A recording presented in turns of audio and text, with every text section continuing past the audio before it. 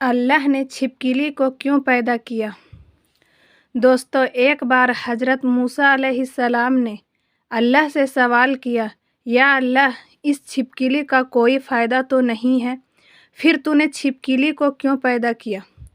यानी कि छिपकली को पैदा करने के पीछे तेरी क्या मर्जी है, तेरा क्या मकसद है, और छिपकली को मारना सवाब है या गुनाह है? हज़रत मूसा अलैहिस्सलाम का ये सवाल सुनकर अल्लाह ने जो जवाब दिया उसको सुनकर आप लोग भी हैरान हो जाओगे। इसलिए यह वाक़या आप सभी के लिए बहुत ही ख़ास है। इस वीडियो को पूरा ज़रूर सुनेंगे।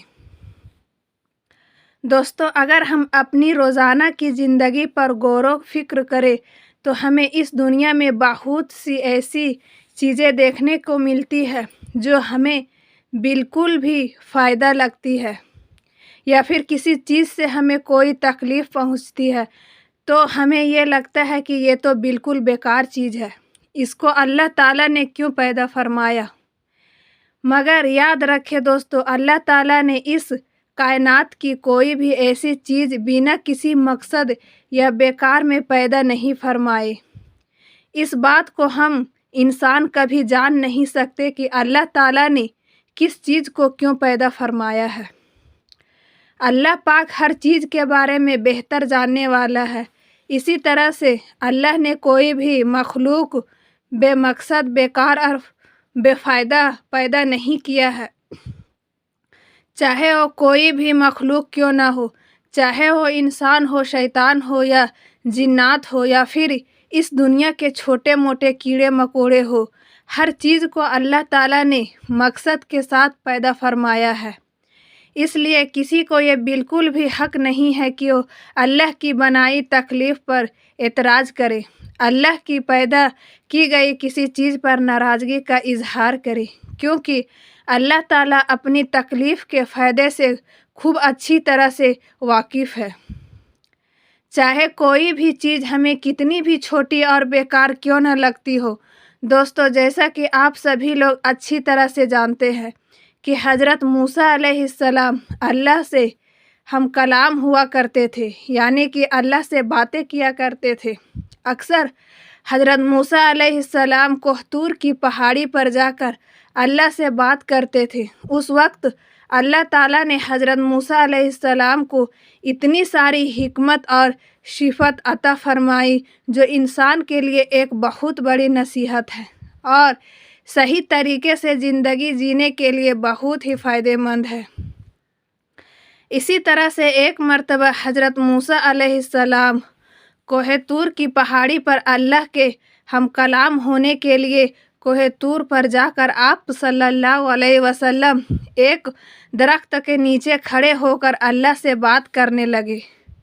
उसी दरख्त के ऊपर एक छिपकली थी जिसने आप पर पेशाब कर दिया।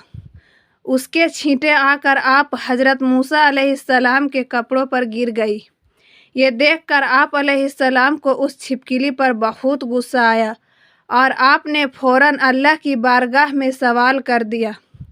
आप अलैहिस्सलाम ने अल्लाह से पूछा, या अल्लाह, तूने इस छिपकली को क्यों पैदा किया?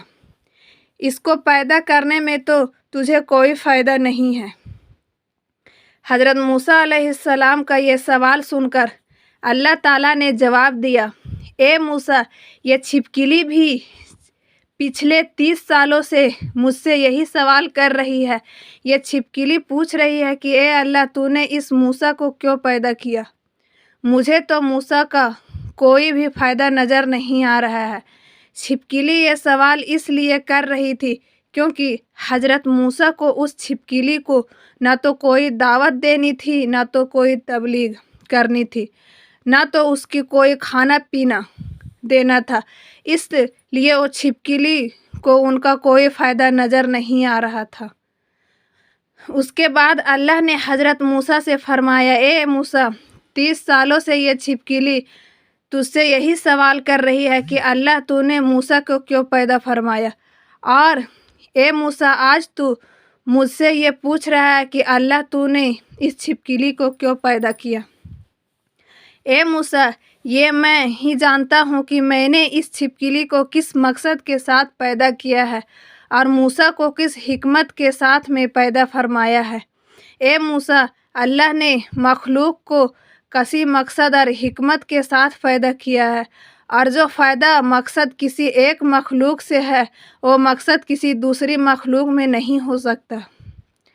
آگے اللہ نے فرمایا، اے موسیٰ یاد رکھنا، اللہ نے چھوٹے موٹے کیڑے مکوڑے پیدا کیے ہیں اور چھوٹے موٹے جانور پیدا کیے ہیں، سب کی الگ الگ حکمت اور سب کا الگ الگ مقصد ہے۔ دوستو، پھر حضرت موسیٰ علیہ السلام کے دور میں ایک ہی بنی اسرائیل کی عورت آپ کی بارگاہ میں آئی اور سوال کرنے لگی، اے موسیٰ، اللہ نے چھپکلی کو کیوں پیدا کیا؟ یہ تو کسی بھی کام کی نہیں ہے، دیکھنے میں بھی کتنی بدصورت لگتی ہے، اس کی شکل صورت بھی ایسی ہے کہ ڈر لگے۔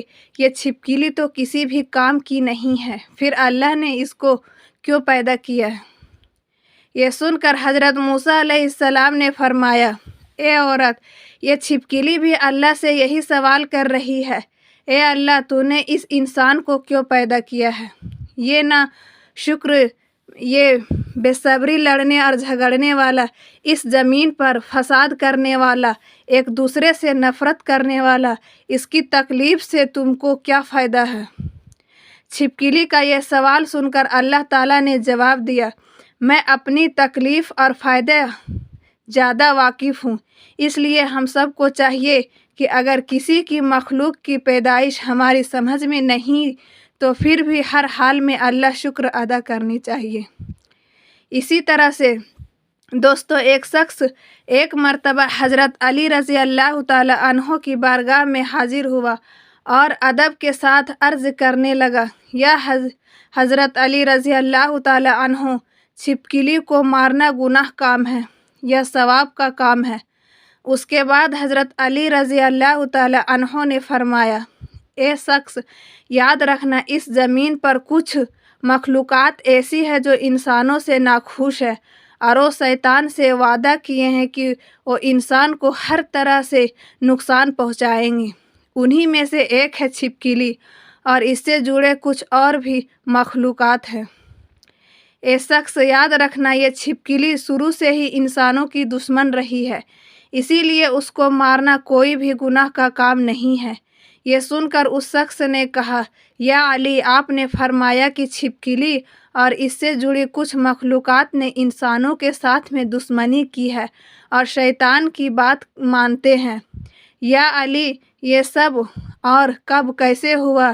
اتنا سنتے ہی حضرت علی رضی اللہ تعالی عنہ نے فرمایا، اے شخص، حضرت آدم علیہ السلام کے دنیا میں آنے سے لاکھوں سال پہلے اس زمین پر چھپکلی کا خاندان بڑی تعداد میں پھیلا ہوا تھا، اور دھیرے دھیرے اس کا خاندان بہت بڑا ہونے لگا، یہاں تک کہ انہوں نے اس زمین کو جہنم کی طرح بنا دیا تھا۔ اس وقت اس چھپکلی کے خاندان نے اس زمین پر بہت زیادہ ظلم کیے تھے۔ دیکھ کر اللہ تعالیٰ نے اس زمین پر اپنا عذاب نازل کر دیا اور اس کے نسل کو ختم کر دیا، مگر اس وقت میں کچھ چھپکلی جو بہت چھوٹی بچ گئی تھی اور وہ اس زمین کے غار اور پانی میں جا کر چھپ گئی۔ پھر جیسے جیسے وقت گزرتا گیا، وہ بچی ہوئی چھپکلی بغض اور حسد کی وجہ سے بڑھتی رہی، یہاں تک کہ حضرت آدم علیہ السلام کا زمانہ آ پہنچا۔ اس وقت شیطان نے اس مخلوق کے وجود میں یہ بات ڈال دی کہ تمہاری نسل کو اسی آدم کے لیے ختم کیا گیا تھا، بس تبھی سے اس نسل کی مخلوقات انسانوں سے نفرت کرنے لگی ہے، اور تبھی سے اس کوشش میں لگی ہوئی رہتی ہے کہ وہ انسانوں کو ہر طرح سے نقصان پہنچاتی رہے۔ اے شخص، یاد رکھنا، یہ واحد مخلوقات ایسی ہے جب نمرود نے اللہ کے نبی حضرت ابراہیم علیہ السلام کو آگ میں ڈالنے کا ارادہ کیا تو ہر جانور اس آگ کو بجھانے کی کوشش کر رہا تھا، مگر یہ چھپکلی خوش ہو کر اس آگ کو بھڑکا رہی تھی تاکہ نقصان پہنچے، اور تبھی سے اس کو مارنا یا اپنے گھر سے بھگا دینا کوئی بھی گناہ کا کام نہیں ہے، بلکہ ایسا کرنے میں اللہ نے ثواب رکھا ہے۔ امید کرتی ہوں کہ ہماری یہ ویڈیو ضرور پسند آئی ہوگی۔ اچھی لگی تو اسے اور لوگوں تک شیئر کریں۔